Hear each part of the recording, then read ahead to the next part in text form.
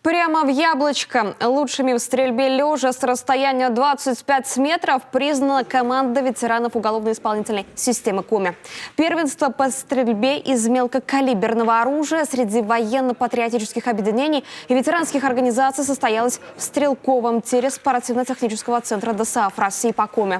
В состязаниях, посвященных Дню Героев Отечества, участие приняли 9 команд. Кроме ветеранов УИС, на соревнованиях выступили также и бывшие десантники, росгвардейцы, пожарные спасатели и другие.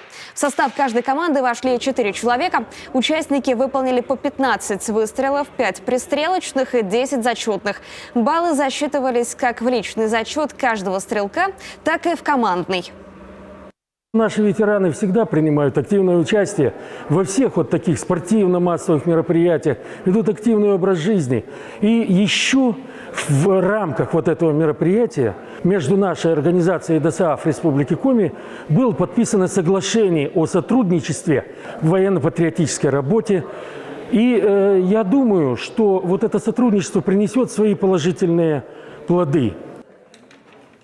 Речь идет о дальнейшем сотрудничестве ДСАФ по КОМИ и регионального отделения ветеранов УФСИН в республике. По итогам же состязаний 3-е место в первенстве одержала команда ветеранов Росгвардии, 2-е место коллектив ДСАФ, победитель первенства команда УФСИН. Выбила максимальное количество очков – 96.